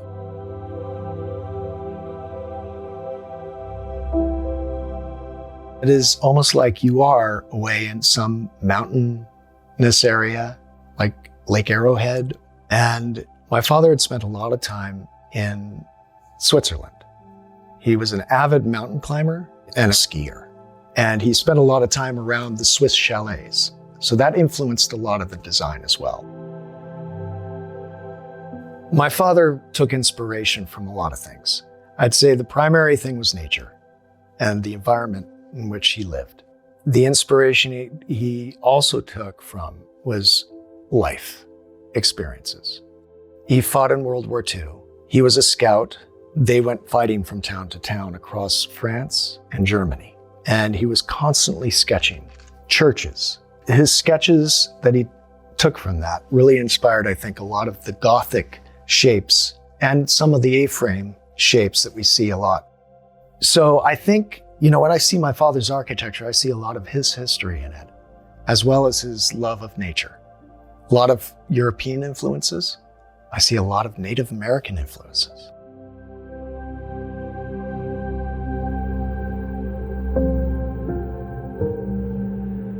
So this is a very classic example of a mid-century sunken living room.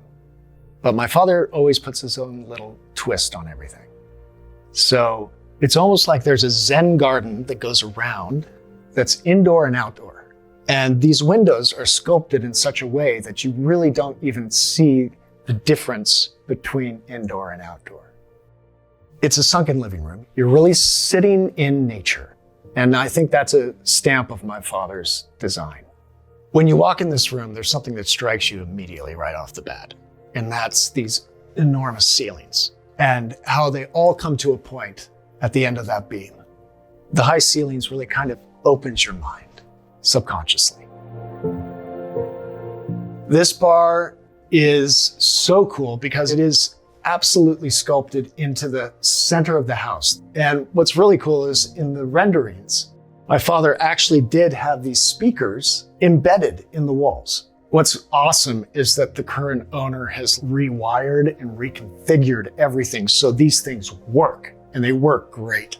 Another very cool thing about this bar is the back wall is curved, and it happens to be right at the center of the join between this A-frame and that A-frame, right in the middle. This is the soul of the house.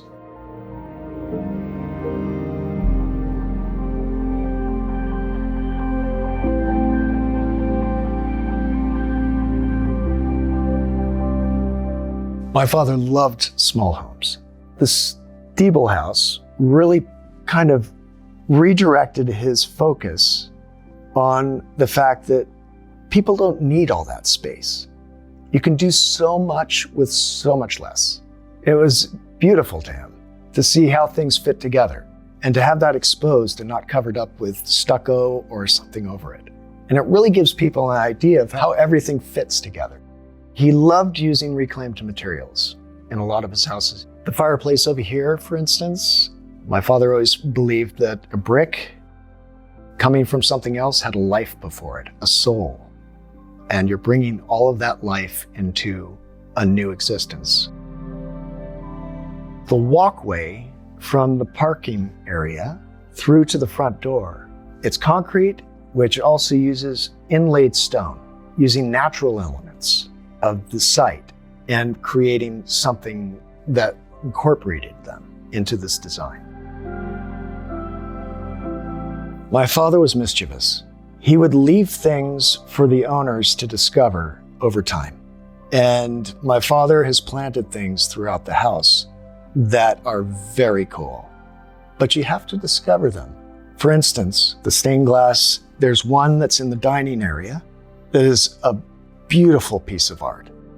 And if you look out of that, if you look through it, it's actually in the exact spot the sun rises. Every morning, it shines through that window and it casts its light and its color through the whole room. Downstairs, the bar hides this staircase. And in the spirit of discovery, for anybody who's visiting, it really kind of appears out of nowhere. We are now in another A-frame with another 20-foot high ceiling pointed towards this wooded area with this amazing framing of window. Now, this may look like just a piece of art on its own, but I guarantee my father chose every one of these frames for a reason. It's like you're looking at these little framed pictures all blended together in a patchwork. Each one of these frames shows a different picture. This is like one of those artistic elements that my dad was so good at, that just, it's not shouting itself out there. It's actually something you have to discover. There's other whimsical things in this place that are so much in my father's spirit. This is an original chair hanging here in this really cool little reading nook. This bookcase was constructed by a friend of Sid Stiebel, who owned a paperback bookshop. And so the space between the shelves is meant for paperback books. So you'd have paperback books fitting perfectly, and then you'd have an entire row of hardcovers that are slanted at a certain angle. And this entire bookshelf was just filled with books in every which way. And out this door is the breakfast deck. Very few of my father's houses actually had railings on the decks. I think he just didn't like the sight line. But, you know, as long as you don't have really young kids and you've got some sense of balance, this is really a comfortable place to be. In 2009, when my father was doing his book, Houses of the Sundown Sea, he had an enormous amount of fun seeing a lot of the houses that he had built back in the 50s and 60s, pretty much for the first time since the point that they were built. And he mentioned that coming up to this one, the trees had grown so much, it was almost like he was discovering a time capsule because the house was so well preserved. So these trees, they keep it a bit like a time capsule.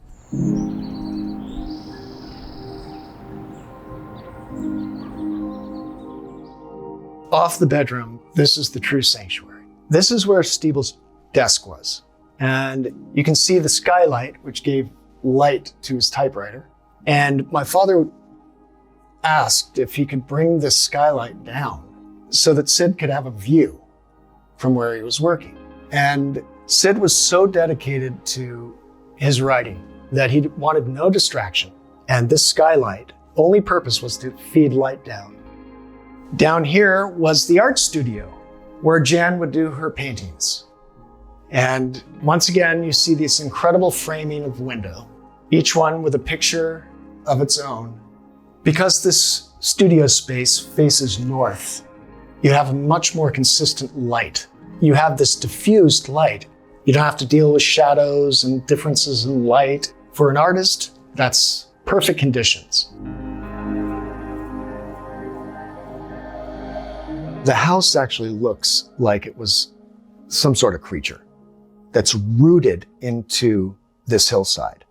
Is actually the design and my father's architecture rooting this to the foundation of the house and finding a way to do it which it supports the integrity of the design, and the safety elements, but also gives a unique way to play with light and the indoor-outdoor aspects.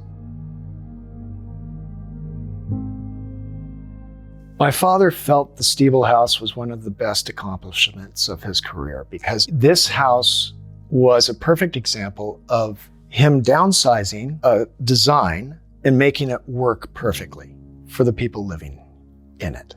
Blending it with the environment, of course, the difficult landscape that this originally was, it fits. So he just had a way of doing that. And I think he built his reputation of building hillside homes throughout Southern California in a way that felt right. The roof line goes straight down to the concrete foundation. This house is about as solid as you could ever get. If you're on the inside of the skeleton, you feel protected. You feel safe. Once again, it's a subconscious thing, but I think that design really pulls that together.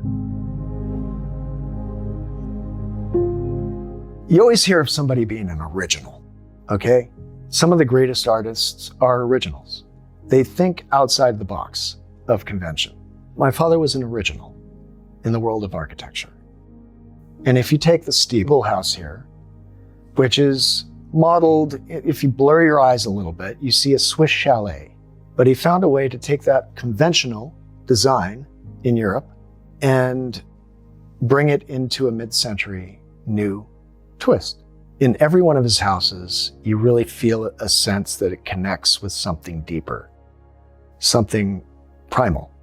And I think it takes a true artist to really recognize that and be able to harness that feeling and put it into something like a house that we live in.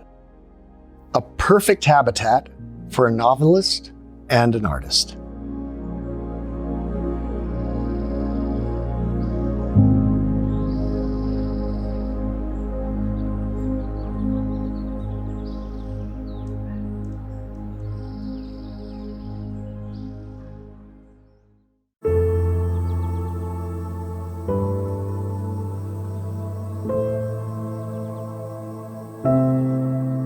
When your father's the most celebrated architect in America, the greatest gift he can give you is a house. Frank Lloyd Wright designed this house for his son David and daughter-in-law Gladys, using many of the same ideas that he was building into the Guggenheim Museum.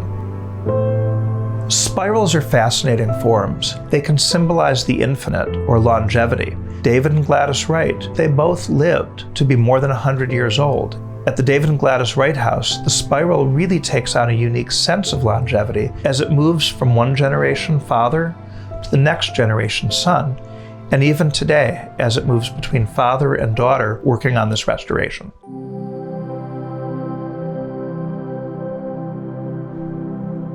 Located in the Arcadia neighborhood of Phoenix, Arizona, this neighborhood was once filled with orange groves. Today, it's a residential neighborhood. It's a special place. It's unlike anything else that Frank Lloyd Wright did in the course of his career, and we're so excited to show it to you. The entry to this house really begins here, at the bottom of a spiral ramp. Wright began exploring spiral forms along with all of the other elementary geometries that were part of his body of work in the 1920s.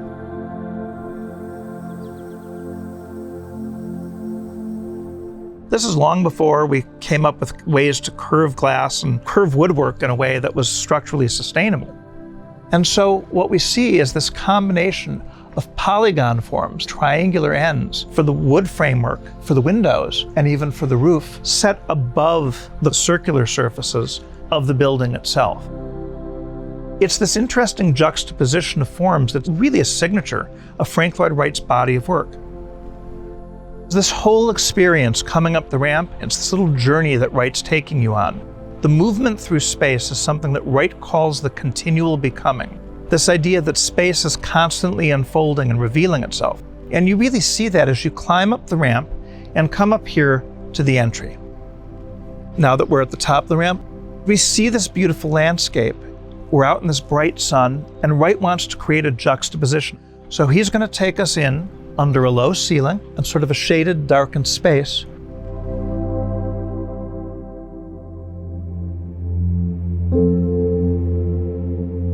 Wright has this technique that he calls compression and release, being an enveloping, darker space, and then opening up into a lighter, brighter, more expansive space. This is very similar to taking a walk through nature, where you might be walking on a forest path. Nature is embracing you, and then suddenly you're in a clearing where you're open to the sky, there's bright light all around you. It is an emotional journey that we take. Much of the work on this house, the delineation, the renderings, and the design of the rug, were done by a Wright apprentice from China named Ling Po. Ling came over from China in the 1940s and worked with Wright and worked at the foundation for many decades after Wright died in 1959. The furniture is made of plywood, really humble material. But in the mid-century, Wright gravitated to this material. You look at the edge detail, what you see are the different layers of the plywood. And instead of covering that up like most people would, Wright exposes it and celebrates it. He wants you to see not only how the furniture is made, but indeed that the wood itself, like the cement blocks from which the house is constructed, could actually be quite beautiful. Even these tables themselves have this unusual feature, little hole down the center for this beautiful circular globe. So again, the circle, the sphere, the sense of festivity is always part of every element of design of this house. This fireplace, beautiful cylinder tapering in. In fact, this is the continuity from one of the piers below, tapering upward from the ground all the way up, past the roof and into the chimney. But a beautiful circular fireplace, a beautiful fireplace grate that again reflects the circles, patterns of this house. There's another important sense of intergenerational continuity that's reflected in this house. Frank Lloyd Wright designs this house for his son David and David's family. Today, the current owners are Bing Hu, who has brought his daughter, a newly minted architect, into the restoration of this house. I come to the US for the first time to study architecture. And then a year later, I went back to China to get my wife. From there, our community, also my family grown, so we have our first daughter. And then later on, we have 2 more daughters.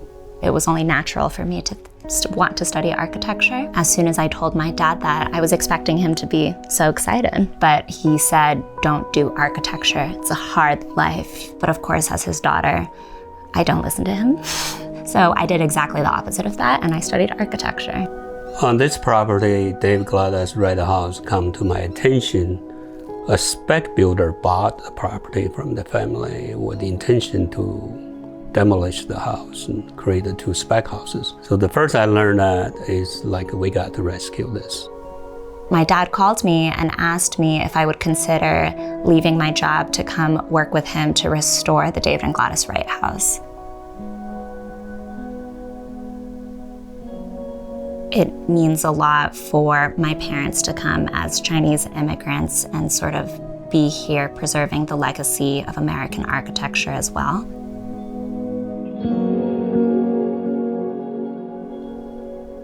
This ceiling is constructed of Philippine mahogany.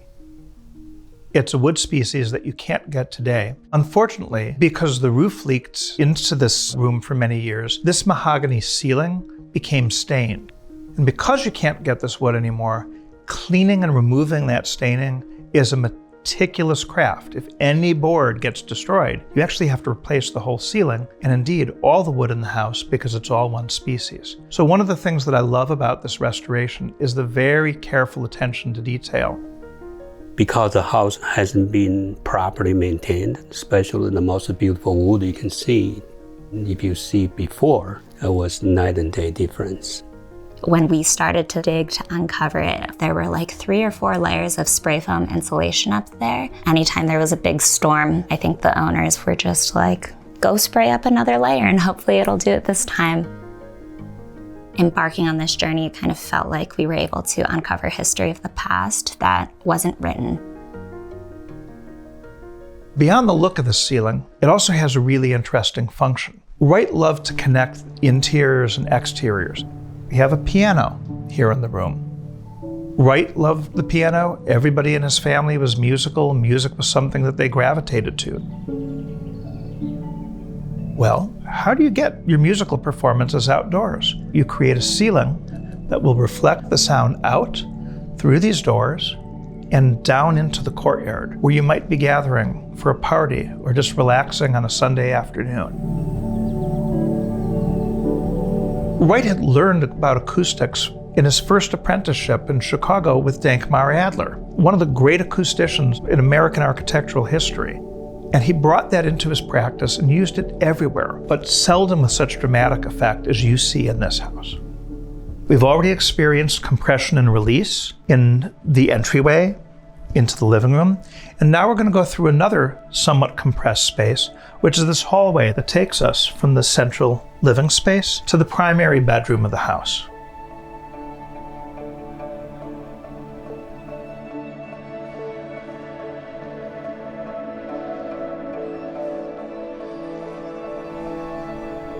Another sense of release after the compressed space of the hallway.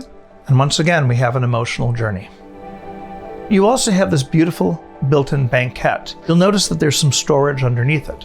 No wasted space in a Frank Lloyd Wright house. This is important. Wright often designs rooms so that they have a different emotional impact and a different sense of space when you're standing or when you're sitting. And when you sit in here, the views will be very different.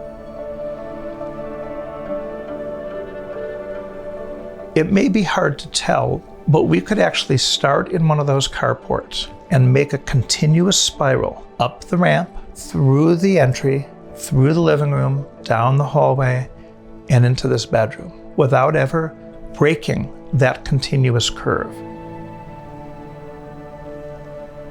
Let's go see the other room that people are always curious about, what we would call the kitchen, but what Frank Lloyd Wright called the workspace. So we're going to take this journey back through the hallway. Once again, we have the sense of surprise, space is unfolding, and even though we've been here before and we know what's expected, it's still the sense of seeing this room differently. But as we come to the workspace, I want you to first notice something special. We have this cone that's tapering. How do you have a door? Well, you cut the door to meet the building. Again, this wonderful little gesture, but Wright has thought of everything.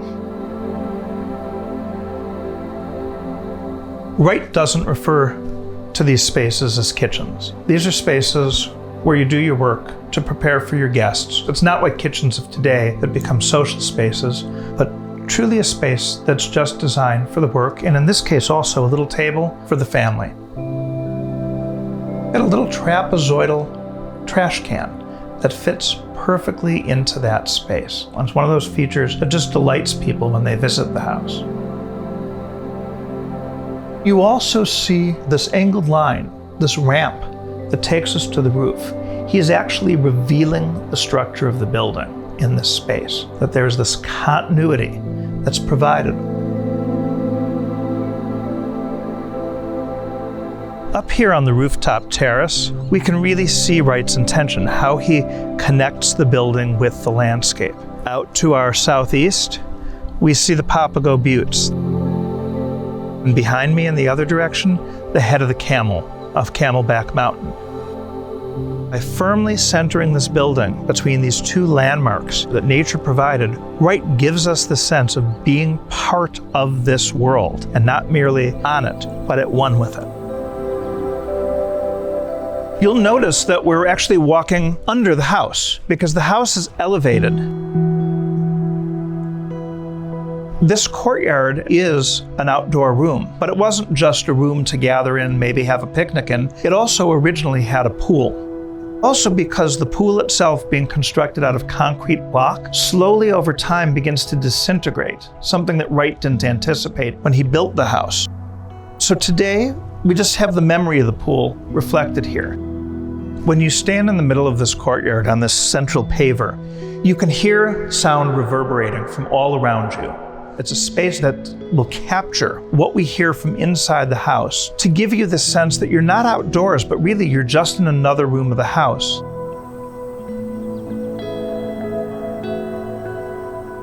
David Wright worked for the Besser Manufacturing Company, and they made concrete block molds. And so David insisted that his company's molds and concrete block be used for the construction and design of this house.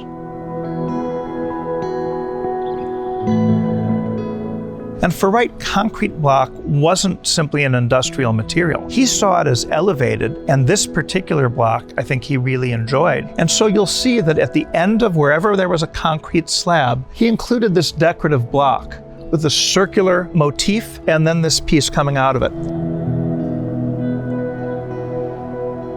It also shows something that Wright really enjoyed about working with concrete, which is called in architecture terms plasticity, meaning that it's moldable.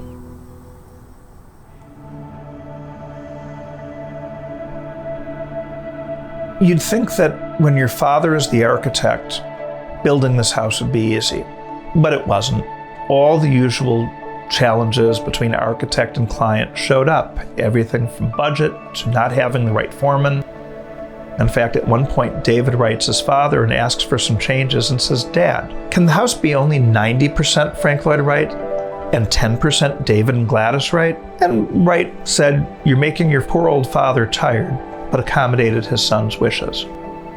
At the end of the day, what we see in between them is the exchange of gifts reflected in correspondence. It's been a really interesting experience and cherished experience too, working with my dad. I feel like I've learned so much about him, and it's explained just seeing him at work and how he makes his decisions. Even today, I was thinking about, I'm so annoyed that my dad is getting these window washers to come the same day we're filming this video. And I realized he did that because it's the desert, so if we did this 2 days in advance, they would have been completely covered in dust. So little things like that have shown me that my dad is really the smartest person I know. I saw when I come here, I really want to work in the skyscrapers, in New York City, in LA, in Chicago, working for a big architect. So after the years, I think that this is my destiny. The plan for the future of this property, I want to become my architecture design studio. I can open my door to let my client come. So that's kind of indirect way to welcome the public to able to see this masterpiece. I feel really lucky that we have a place like this home to come back to, and we'll get to enjoy it for many generations to come.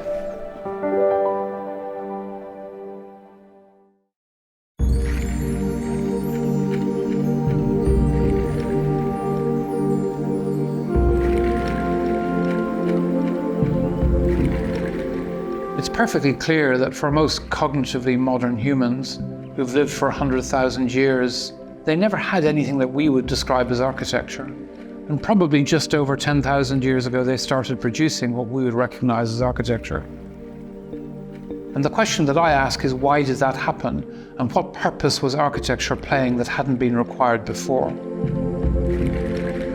Architecture is one of the things that creates representation of time itself. What can tell you what 1,000 years is like better than a city? Or what can tell you that you are connected to your ancestors and that you pass on values to your ancestors, to your children, better than the continuity of the built fabric of a place? It seems to me that this representation of deep time is the fundamental vocation of architecture.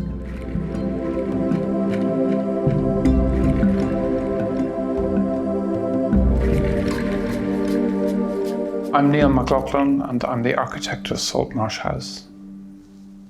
We were contacted here at the studio by a woman who asked us to design what was a tiny pavilion house on the coast on the Isle of Wight.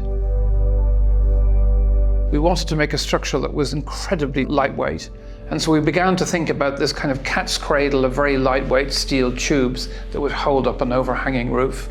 That was really the beginning of the idea of the project. So you have this roof here that's made of these sort of pyramidal roof lights, and then you can see this kind of cat's cradle structure. And then when you look along the length of it, you see that simple A-B rhythm. So it's A, B, A. And this A is the same as that A, but this one has got all the solid objects tucked underneath it. And this has got the veranda that opens out towards the sea.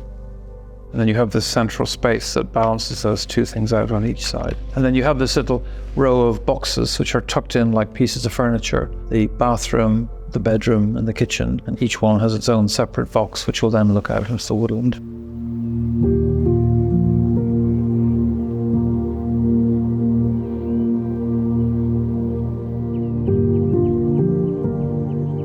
You walk across this bridge that connects the land with the pavilion, and you arrive on this deck, which is the first bay really of those 4 bays of the main structure. And it's also the one that shows you most clearly what the structure is. You got those 4 poles that are connected together at regular intervals, giving you this quadruple column, which holds up the roof structure above it. You get this amazing view across the marshes. With the high tide, you get this amazing reflective surface, bringing in the light. You have this amazing wildlife here with the birds come and go, which is an absolute beautiful thing to witness.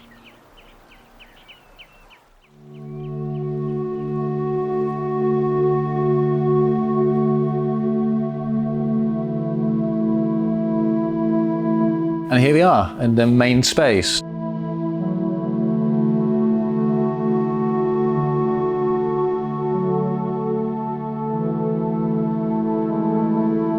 That's the dining area under these large roof lights, and back there is the seating area with the fireplace with your 3 large windows looking out across the marshes and the harbour. So the 3 large guillotine windows are all motorized. You can open and close them with these 3 switches here. So you simply flick the switch and then those windows start opening. Each of the panes weighs about half a ton, and they're counterweighted with the same amount of metal, so that the motor that opens and closes them has to do just a little bit of work. A large part of making this internal space really bright and light is having those 6 triangular roof lights that sit above the seating and the dining area here. Now that the sun's come out, we get a bit of benefit of it coming through and washing through the space. So you have this ever-changing play of shade and light together with the sea coming in and out, which makes the space so special. Also from the inside, you can really read those 4 bays of roof structure, each with this pyramidal roof sitting on top, which reference the repetitive boathouses from across the harbour, but also the Victorian greenhouses that used to exist at the top of the hill from the Victorian times. Over here, we've allowed for these wooden shutters to be integrated in the back of those benches. So they come up to a certain height. They still allow plenty of light to come in and for you to be able to see out and be aware of the weather and the landscape around it, but it offers you a certain degree of privacy. All these shutters are decorated with these beautiful hand-painted wallpapers that make a connection between the shutters and the landscape beyond. When you're looking at the grasses, you sort of feel reminded of the marshland behind it. And here we have the seating area with a couple of sofas and armchairs, creating a nice and cozy atmosphere for a coldish winter evening when, you know, you can light a fire, sit here and just being in the space. The fireplace sits on a granite plinth which connects it back to the earthwork and to the landscape outside, whilst also being just a non-combustible hearth to the fireplace.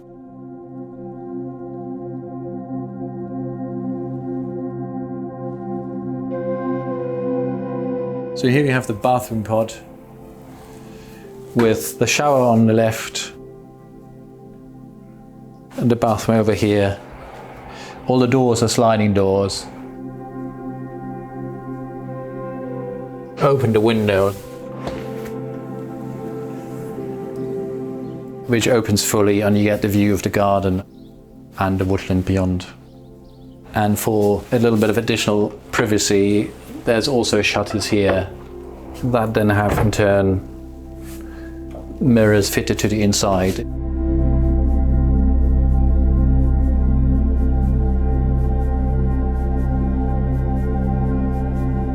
So this is the middle pod, the bedroom, with 2 doors either side, plenty of inbuilt furniture here. This is the only bedroom in the pavilion. It's mostly used by either the clients themselves or guests to stay down here. It's an amazing place to be, close to the garden, but also extremely close to the water. Just like the bathroom window, this opens fully up. So if you wanted to, you could have the completely opening window to the garden space. So here you have the kitchen pod.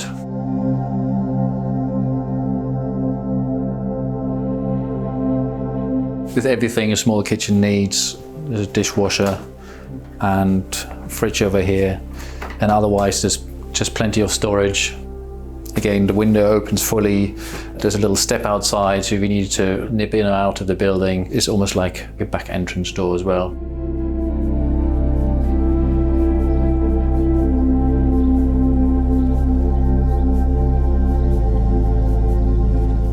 It's always amazing to come to a finished building and to experience a space that one has thought about in a lot of detail before. We've been studying this building so much in the office, and we sort of almost knew every nut and bolt in the building. But when you actually walk into the space, it's always different. And it's been a great pleasure to come into the space when it was finished, because it felt, in some ways, exactly the way we wanted it and we designed it.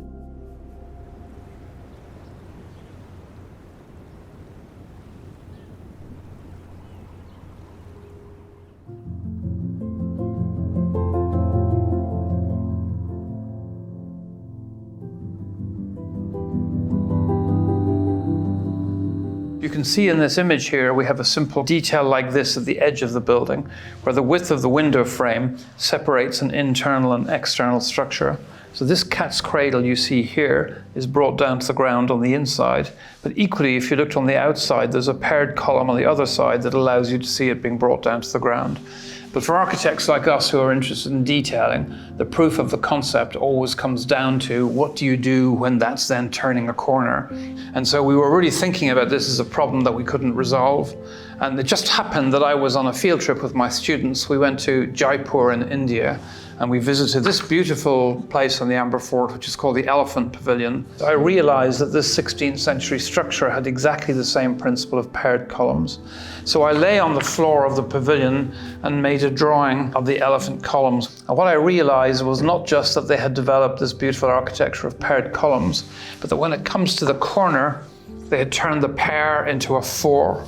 And this gave us the principle which we used for turning the corner in the building. And one of the things that we had to do to achieve that was to get a right-angle piece of triple glazing. It means when you're standing inside the building, you just get this tiny glimpse past the column of light coming through. We realized that we designed a building that would be a real challenge for most builders to build. And we were fortunate to work with some extraordinary builders, a company called Millimeter, who are based on the south coast of England. You can see the complexity of this 7-way intersection of tiny thin rods, and they were able to use robotic tools in their own workshop to build from those. It was an interesting process where the whole building was mocked up in the workshop before they brought it to site, so they knew that what they were constructing would be possible to do. That really helped because the site is a bird sanctuary. For a lot of the time we had an ecologist on site with a notebook wandering around telling the builders the impact that their work was having on these rare species of birds.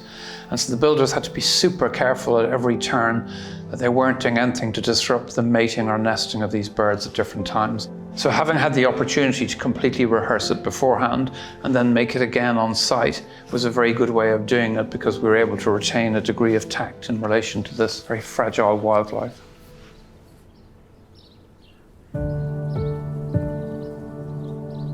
The landscape around it hasn't been created yet. So that sense of it having its back to woodland will make a big difference to the way that you understand the building. And I like to think about it as being a bit less kind of machiney and precise and precious when I go back in 20 years' time, but has got the light of the leaves coming through trees and the sense of having aged into its place. Maybe it would feel more ordinary, less so obviously spectacular, and more kind of balanced with its environment, but that always takes time. I think it's really curious when you work on a building for quite a few years and you've been working on models and drawings and details. The project becomes a long litany of small decisions that have to be resolved, but it becomes a procedure of working through small things in order to achieve a larger thing. And for me, one of the most extraordinary moments is when everything that you brought together through a million small decisions is suddenly just a piece of the world. And I've never really quite got over that. What I'm always looking for is to have the opportunity to go to the building and to try and find some moment of stillness that I can just sit in it and try and be there and say, is this what I intended? Does this feel right? And then watch the light of the day changing. And at that moment, as an architect, you have to just let go of it and say, right, it's not mine anymore. Off it goes into the world. And then once I've done that, I never think of the buildings as being particularly something that I made anymore or have my authorship. I just think of them as being bits of the world.